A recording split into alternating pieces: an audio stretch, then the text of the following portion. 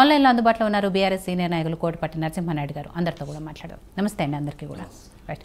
So Raj Kumar గారు, మల్కాజ్గిరి విషయానికి వస్తే, ఎందుకంటే సరే 17 పార్లమెంటు స్థానాలకి కూడా అన్ని పార్టీలు కూడా ఎవరో ఒకళ్ళే ఫైనలైజ్ చేస్తారు, టికెట్ ఎవరికి ఇస్తారు ఏంటి అనేది చాలామంది ఆశావాహులు ఉంటారు. టికెట్ ఎక్స్పెక్ట్ చేసే వాళ్ళు కూడా ఈసారి ఎక్కువ మంది ఉండటంతో ఫైనల్గా ఎవరో ఒక్కళ్ళకే ఇస్తారు, అన్నిటికి సంబంధించి అదే జరుగుతుంది. బట్ పార్లమెంటు స్థానాలు ఈసారి ఎలక్షన్స్లో ఎందుకో మల్కాజ్గిరి మీద ఎక్కువగా అన్ని పార్టీలు ఫోకస్ చేస్తున్నాయి. పోటీ చేయడానికి కూడా చాలామంది అభ్యర్థులు మల్కాజ్గిరి నుంచి పోటీ చేయడానికి ఇంట్రెస్ట్ చూపిస్తున్నారు అనేది ఒకటి నడుస్తున్న పరిస్థితుల్లో నిన్న మొన్న కూడా కేటీఆర్ గారు కూడా రేవంత్ రెడ్డి గారికి అదే సవాల్ చేశారు.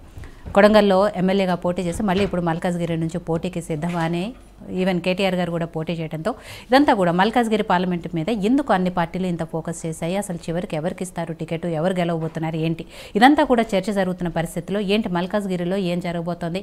కాంగ్రెస్ పార్టీ కూడా కొన్ని రోజుల్లో లిస్ట్ అనౌన్స్ చేయబోతోంది. కాబట్టి ఇక్కడ మీ పార్టీ నుంచి ఎవరు ఎక్స్పెక్ట్ చేస్తున్నారు, ఎవరికి వచ్చే అవకాశాలు ఉన్నాయి, అసలు కాంగ్రెస్ పార్టీకి గెలుపు అవకాశాలు ఎంతవరకు ఉన్నాయి అక్కడ అనేది. ముందుగా యోయో టీవీ ప్రేక్షకులందరికీ నమస్కారం. మేడం, మల్కాజ్గిరికి సంబంధించి పార్లమెంట్ ఎందుకనంటే అది దేశంలోనే అతిపెద్ద పార్లమెంట్, అది అందరికీ తెలిసిందే, అది ప్రత్యేకమైన పార్లమెంట్. తెలంగాణ రాష్ట్రంలో ఈసారి ఎన్నికల్లో ఎందుకు ప్రత్యేకమైంది అనంటే అక్కడ ప్రస్తుతం ఏదైతే గత 2019 ఎన్నికల్లో ప్రస్తుతం రాష్ట్ర ముఖ్యమంత్రి రేవంత్ రెడ్డి గారు ఎటువంటి పరిస్థితుల్లో గెలిచారు అనేది తెలంగాణ రాష్ట్ర ప్రజలందరూ చూడడం జరిగింది. ఈరోజు ఏదైతే రాష్ట్ర మాజీ మంత్రి కల్వకుంట్ల తారక రామారావు గారు చేసిన వ్యాఖ్యలందరినీ మేమందరం తెలంగాణ రాష్ట్ర ప్రజలందరూ గమనిస్తున్నారు.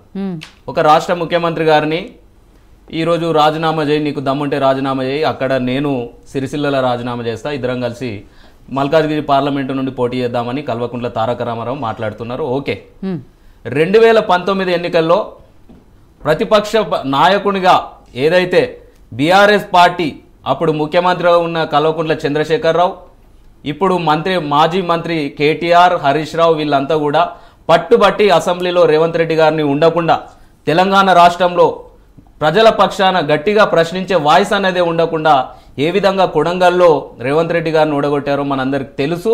ఓడగొట్టిన తర్వాత తెలంగాణ రాష్ట్ర ప్రజలందరూ 2018 జరిగిన శాసనసభల ఎన్నికల వెంటనే 2019లో జరిగిన పార్లమెంట్ ఎన్నికల్లో దేశానికి అతిపెద్ద పార్లమెంట్ అయిన మల్కాజ్గిరి పార్లమెంట్లో నుండి రేవంత్ రెడ్డి గారిని ఏ విధంగా గెలిపించారో తెలంగాణ ప్రజలందరూ చూశారు.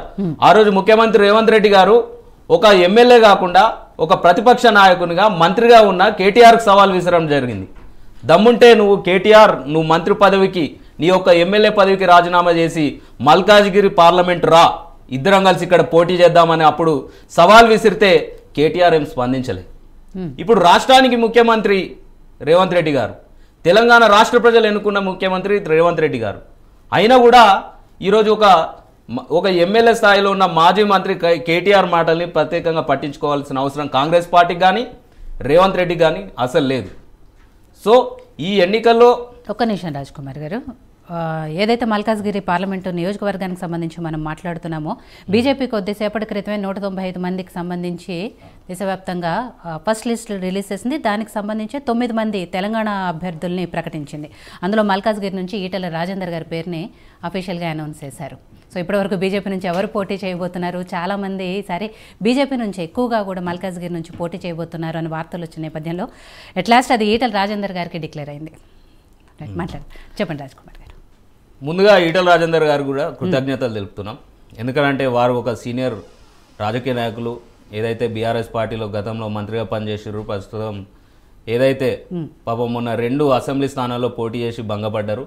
సరే, మూడోసారి వారి యొక్క అదృష్టాన్ని వాళ్ళు పరీక్షించుకోబోతున్నారు. కూడా వారికి కూడా ముందుగా ధన్యవాదాలు తెలుపుతున్నాం. మా పార్టీ కూడా ఏదైతే అధిష్టానం ముఖ్యమంత్రి రేవంత్ రెడ్డి గారు నిన్ననే పీసీసీ స్క్రీనింగ్ కమిటీ మీటింగ్ అనేది జరగడం జరిగింది పార్లమెంట్ ఎన్నికలకు సంబంధించి. ఖచ్చితంగా అధిష్టానం, రాష్ట్ర ముఖ్యమంత్రి వర్యులు, రాష్ట్రంలో ఉన్న పార్టీ అధిష్టానం అంతా కలిసి త్వరలోనే పార్లమెంట్ ఎన్నికలకు సంబంధించి మల్కాజ్గిరి మాత్రమే కాకుండా తెలంగాణ రాష్ట్రంలో ఉన్న 17 మంది అభ్యర్థులకు 17 మందిని కూడా లిస్టు ప్రకటించడం జరుగుతుంది. సరే, ఎలక్షన్లో ఎంతమంది వచ్చినా కూడా గెలుపు గుర్రాలు ఎవరనేది తెలంగాణ రాష్ట్ర ప్రజలు నిర్ణయిస్తారు కాబట్టి అవకాశాన్ని తెలంగాణ రాష్ట్ర ప్రజలకే వదిలేద్దాం. రైట్. సో 9 మంది ఏదైతే బీజేపీ లిస్టు రిలీజ్ చేసిందో తెలంగాణ ఎంపీలకు సంబంధించి ఆ 9 పేర్లు ఒకసారి చెప్తాను. కరీంనగర్ నుంచి బండి సంజయ్ గారు ఆల్రెడీ సిట్టింగ్ ఎంపీ, నిజామాబాద్ నుంచి ధర్మపురి అరవింద్ గారు, ఆయన కూడా